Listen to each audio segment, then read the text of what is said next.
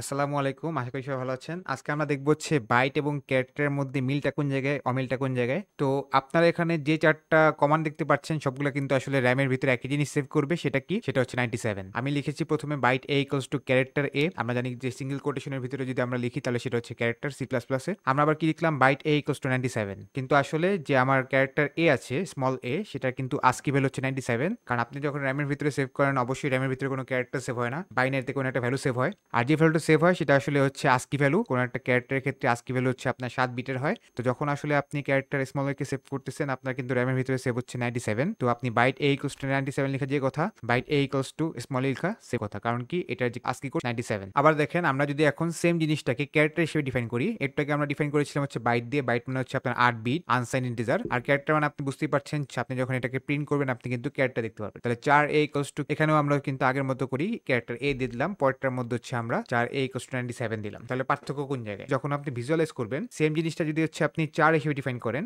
Character হিসেবে define করেন, আপনি কিন্তু দেখতে পারবেন ক্যারেক্টারটা, সেটা হোক আপনি ক্যারেক্টার দিচ্ছেন অথবা ASCII ভ্যালু দিচ্ছেন। আর যদি আপনি বাইটের মধ্যে ডিফাইন করেন সেটা হচ্ছে একটা ক্যারেক্টার হোক অথবা হচ্ছে একটা ভ্যালু হোক, আপনাকে কিন্তু সবসময় ইন্টিজার ভ্যালুটাই দেখাবে, যেহেতু আপনি বলছেন বাইট।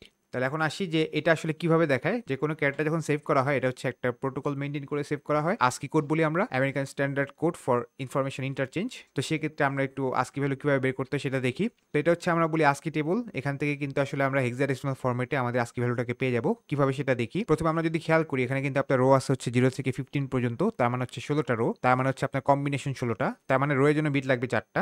আর যদি হচ্ছে আমরা দেখি এখানে কলাম আছে হচ্ছে 0 থেকে 7 পর্যন্ত 8টা, তার মানে আমার কম্বিনেশন 8টা, তার মানে হচ্ছে আমার বিট লাগবে 3টা। তার মানে আমি বুঝতেই পারছি যে 4 আর 3 যোগ করলে কিন্তু আসলে আমার বিট লাগবে 7টা। তো সেক্ষেত্রে আমাদের যেটা করতে হবে, যেকোনো একটা ক্যারেক্টারের ক্ষেত্রে আমার দেখতে হবে যেটা কত নাম্বার রোতে আছে সেই ইনফরমেশনটা আমার আগে দিতে হবে। তারপর আমরা দেখতে হবে হচ্ছে কত নাম্বার কলামে আছে সেই ইনফরমেশনটা আমাদের পরে দিতে হবে। আমরা যদি ক্যাপিটাল এর জন্য ASCII ভ্যালুটাকে বের করতে চাই, প্রথমে আমার লাগবে হচ্ছে রো এর ইনফরমেশন। তো আমরা দেখতে পাচ্ছি এটা কিন্তু আসলে আপনার 1 নাম্বার রোতে আছে। ক্যাপিটাল এর জন্য প্রথমে আমরা দিয়ে দিলাম হচ্ছে 1, আর লাস্টে হচ্ছে দেখেন আমার লাগবে হচ্ছে কলাম নাম্বারটা। কলাম নাম্বার হচ্ছে 4 এ আছে, তাহলে কিন্তু আমরা দিয়ে দিলাম 4। আর 0x মানে হচ্ছে হেক্সাডেসিমাল ফরম্যাট। তো সেই ক্ষেত্রে আমরা বলতে পারি 0x41। আর যদি 0x41 কে আপনি ডেসিমালে চিন্তা করেন তাহলে ভ্যালুটা কত হবে? 65। 4 ইনটু 16, 64 প্লাস 1, 65। স্মল কে এর জন্য আমাদের ASCII ভ্যালুটা কত হবে? তো আমরা দেখতে পাচ্ছি আমাদের রো নাম্বার হচ্ছে 11, যেটা হচ্ছে হেক্সাডেসিমালে B, এবং কলাম নাম্বার হচ্ছে 6, তাহলে হচ্ছে আমাদের যেটা হবে 0x6b। প্রথমে রো ইনফরমেশন, তারপরে কলাম ইনফরমেশন, তাহলে 0x6b, যেটা আসলে আপনি যদি ডেসিমালে করেন সেটা হবে হচ্ছে আপনার 107। এখন আমরা আসি যে আমরা যদি একটা স্পেশাল ক্যারেক্টার নিয়ে কাজ করতে চাই, যেমন হচ্ছে আমাদের কোলন, সেই ক্ষেত্রে আমাদের রো নাম্বার কত? 10, তাহলে আমাদের প্রথমে লিখতে হচ্ছে a। আর আমাদের কলাম নাম্বার যদি দেখি, কলাম নাম্বার হচ্ছে 3,